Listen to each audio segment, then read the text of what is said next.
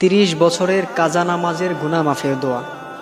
আপনি যদি এই দোয়াটা পড়তে পারেন তাহলে আল্লাহ তাআলা আপনার যে 30 বছরের যে কাজা নামাজগুলো আছে সেই নামাজের যে গুনাহগুলো আছে আল্লাহ তাআলা সেই গুনাহগুলো মাফ করে দিবেন। আপনি যে 30 বছর যে নামাজগুলো কাজা করেছেন, আপনার যে গুনাহগুলো হয়েছে সেই গুনাহগুলো আল্লাহ তাআলা মাফ করে দিবেন।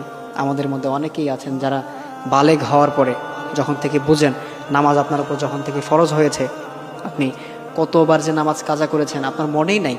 আমাদের মধ্যে অনেকেই আছে না যারা মানে কয়জন আছে যারা বলতে পারবে যে আমি এতগুলো নামাজ কাজা করেছি? কেউ কিন্তু বলতে পারবে না বুকে হাত দিয়ে যে আমি এতগুলো নামাজ কাজা করেছি। তার মনেই নাই যে সে কতগুলো নামাজ কাজা করেছে। অনেকেই আছেন আমাদের সমাজে, এটা অ্যাভেলেবেল। অনেকে আবার এই বিষয়ে প্রশ্ন করেন যে হুজুর, আমার জীবনে যে আমি নামাজগুলো কাজা করেছি এগুলো কী করে আদায় করবো বা এগুলোর গুনাহ আমি কী করে মাফ করাবো? অনেকে আছেন এরকম করে বলে থাকেন।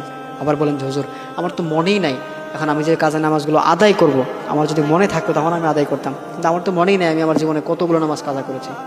এরকম অনেকেই আছেন এরকম করে বলে থাকেন। প্রিয় ভাইয়েরা, আপনি যদি এই দোয়াটা পড়তে পারেন, আপনার যে 30 বছরের কাজা নামাজ, এই 30 বছরের কাজা নামাজের গুনাহ আল্লাহ তাআলা মাফ করে দিবেন।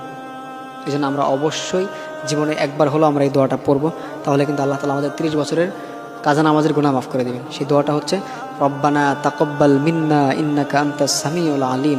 রব্বানা তাকাব্বাল মিন্না ইন্নাকা আনতাস সামিউল আলিম। আমরা অবশ্যই এই দোয়াটা পড়ব। এই দোয়াটা যদি আমরা পড়তে পারি তাহলে আমাদের 30 বছরের কাজা নামাজের গুনাহ আল্লাহ তাআলা মাফ করে দিবেন। মনে রাখবেন, কিয়ামতের দিন সর্বপ্রথম কিন্তু নামাজের হিসাব হবে। আল্লাহ তাআলা কিন্তু কিয়ামতের দিন সর্বপ্রথম নামাজের হিসাব নেবেন। আউয়ালু মা ইউহাসাবু বিহিল আবদু ইয়াউমাল কিয়ামাতিস সালাহ। কিয়ামতের দিন সর্বপ্রথম নামাজের হিসাব হবে।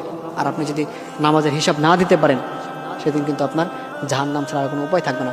সর্বপ্রথম হচ্ছে নামাজের হিসাব, আর আপনি যদি প্রথম হিসাবটাই ঠিক করে না দিতে পারেন, তখন কিন্তু আপনার জাহান্নাম ছাড়া কোনো উপায় থাকবে না। এই জাহান্নামের আগুন কত ভয়াবহ! এই জন্য অবশ্যই আমরা এই দুনিয়ার সামান্য আগুন আমরা সহ্য করতে পারি না। এই দুনিয়ার আগুনের থেকে 70 গুণ বেশি কঠিন হচ্ছে জাহান্নামের আগুন।